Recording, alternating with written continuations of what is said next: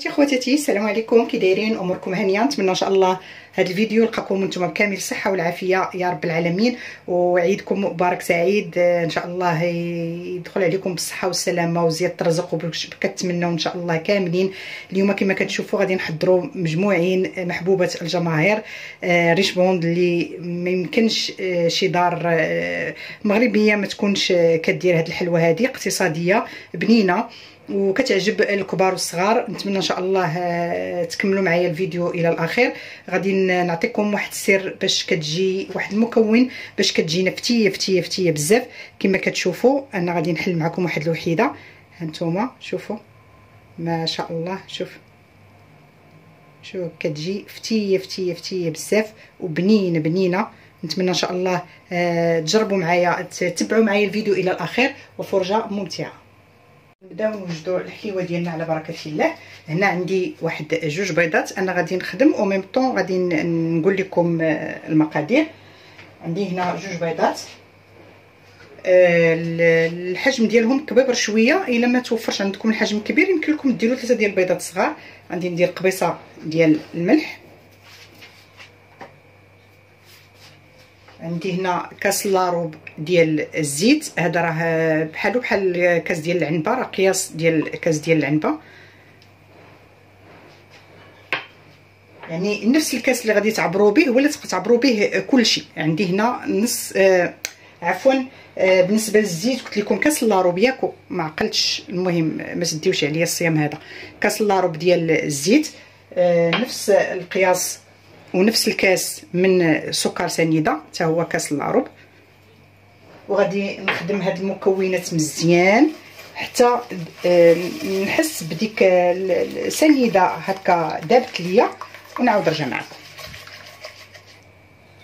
غنضيف واحد فانيا او قشور حامضه، او باش ما بغيتو هكا تنسمو غادي نضيف هنا واحد الفانيا ونبدا حتى هي نخلط هكا باش كنخرج داك النكهه ديال الفاني كتخرج لينا مزيان. دونك انا غادي نبقى نجمع هذا الخليط هكا مزيان وتذوب ليا هذيك سنيده، ونعاود نرجع معكم. من بعد غنضيف هذا المكون. بالنسبه لي انا كنستعمل هذا ماشي اشهار، ولكن المهم يا اما هذا يا اما جوكي، يعني الياغورت اللي كيكون على شكل جبن، او يمكن لكم ديروا ياغورت طبيعي بدون سكر. انا توفر عندي هذا غادي نديرو هذا بالسكر، كيجي كيعطي مذاق بنين حتى هو، وكيفتي لينا الريشبوند. كما قلت لكم يمكن لكم ديروا واحد ياغورت طبيعي بدون سكر. غادي نعاود نخلط هاد العناصر.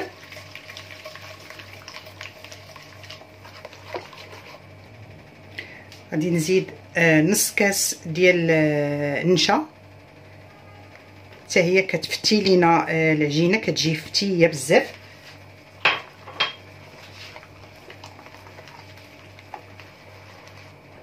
من بعد غادي نبدا نضيف الطحين. غنبدا نضيف كاس بكاس.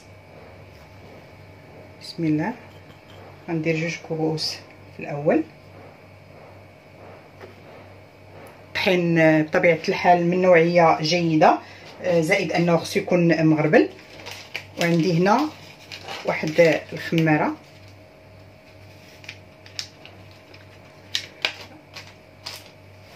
صافي. غنبدا نجمع الخليط ديالي. العجينه خصها تجينا رطبه، ما تجيناش كتلصق، وميم طون خصها تكون رطبه باش كتجينا هكا فتيه. غادي نزيد كاس ثالث. المهم انا غنبقى حتى غادي نجمع هاد العجينه هذه، وفي الاخير غادي نقول لكم شحال بالضبط ديال الكؤوس هزات ليا هاد العجينه، ونعاود نرجع معكم. من بعد ما جمعنا الخليط ديالنا كتجي على هذا الشكل هذا، ما كندلكوهاش، غير كنجمعوها وصافي. هانتوما كتجي هكا خفيفه رطبه، وميم طون ما كتلصقش في اليدين. بالنسبه للطحين انا راه دخلت لي تقريبا 4 ديال الكيسان، ما يعادل واحد 400 غرام. ديما الطحين على حسب النوعيه ديال الطحين واش كيتشرب ولا ما كيتشربش، وبالنسبه حتى الحجم ديال البيض، واش البيض كبير واش البيض صغير. المهم نتوما غادي تبداو تضيفوا الطحين حتى كتجمع لكم على هذا الشكل هذا كما كتشوفوا. خاصها تجينا رطبه صافي ونحبسوا. بالنسبه للكميه كما قلت لكم راه دخلت لي انا تقريبا ماشي تقريبا بالضبط 400 غرام. دابا غادي ندوز نكورها على حسب الحجم اللي بغيت ونعاود نرجع معكم.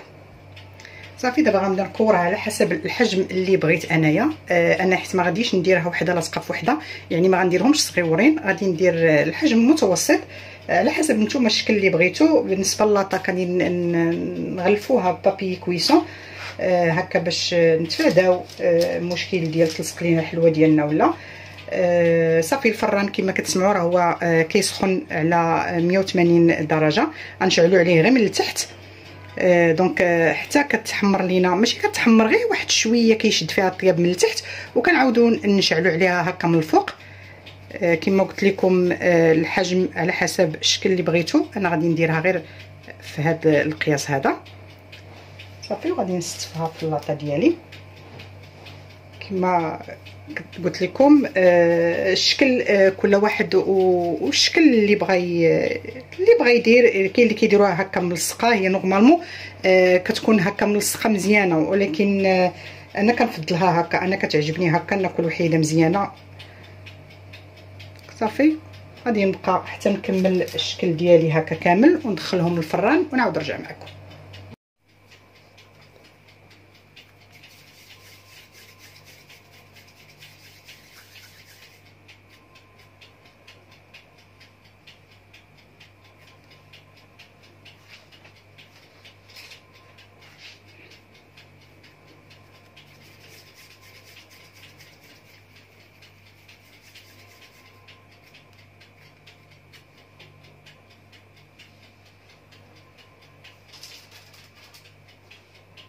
صافي من بعد ما درت الكويرات ديالي كاملين، دابا غادي ندخل اللاطه ديالي الفران كما قلت لكم على 180 درجه من التحت حتى نحسوا بها بدات كطيب لينا من التحت. طابت من التحت ونشعلوا عليها عاوتاني من الفوق.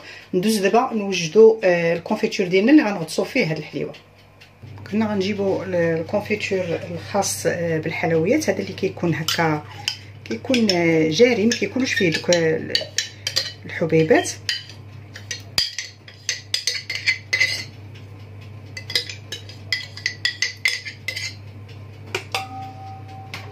غادي نضيف ليه تقريبا واحد نص كاس ديال مزهر هذاك اللي كيكون نوعيه جيده هكا باش كنخففوا به شويه. انا ما غاديش نسخنو لان كما كتعرفوا بالنسبه للحلوى اما هي تكون سخونه وهو هذا الخليط يكون بارد، ولا العكس. دونك دابا انايا الحلوى ديالي راه كطيب، كنتسنى عليها غير غادي طيب، وغادي نديرها مباشره في هذا الخليط هذا.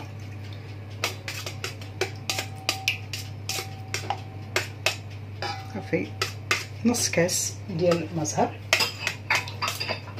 صافي. دابا غنتسنى على الحلوه ديالي غير تخرج من الفران ونعاود نرجع معكم. بالنسبه للكونفيتور اللي ما توفرش عنده هذا وعندكم هذاك اللي فيه دوك الطروفه هكا ديال المشماش وداكشي، هذا الكونفيتور ديال المشماش يمكن لكم تصفيوه اولا طحنوه. المهم ما يكونوش دوك الطرافي هكا ديال المشماش لان كيخسروا الديكور ديال الحلوه.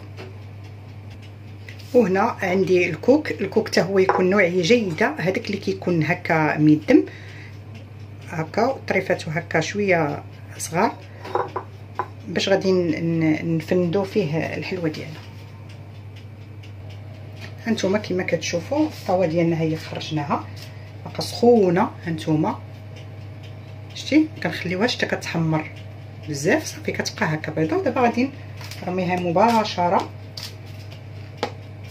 في الكونفيتور وهي سخونه.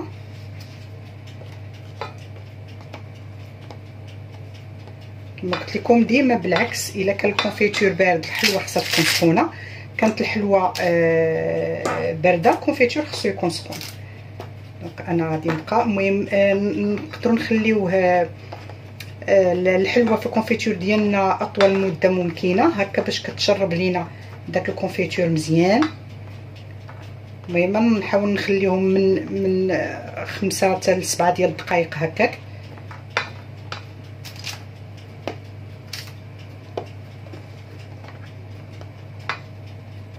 صافي غنبقى نحاول نغطس هاد الحليوه ديالي في الكونفيتور غير بشويه لان راه هشيشه باش ما تبقاش ما تفرتتش لينا هكا.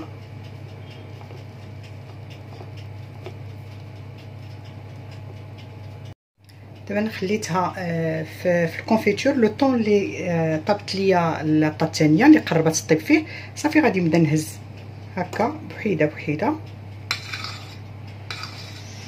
المي في الكوك.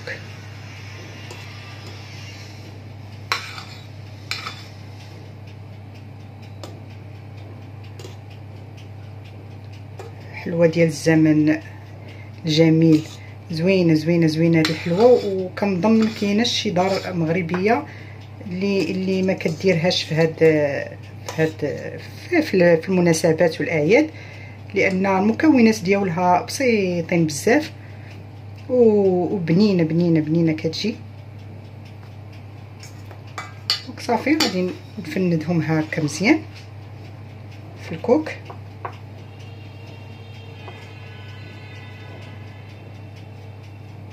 صافي ونحط الطبيصيل ديالي. هانتوما شوفوا كتجي رائعه يا البنات. نتمنى ان شاء الله تجربوها.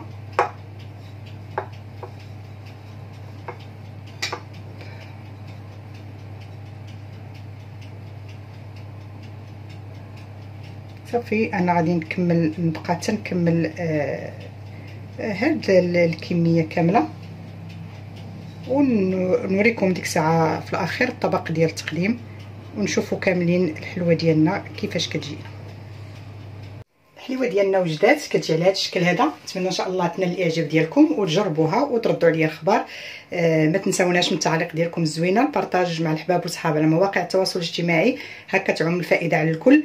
بالنسبه لهاد الكميه هذه تقريبا خرجت ليا واحد 60 حبه، مع انني راه درتها كبيره شويه، يعني الا زدتو صغرتوها شويه يعني غتخرج لكم اكثر من 60 حبه. المهم طبيصيل ديال صباح العيد. يلا الى اللقاء في وصفه مقبله بحول الله.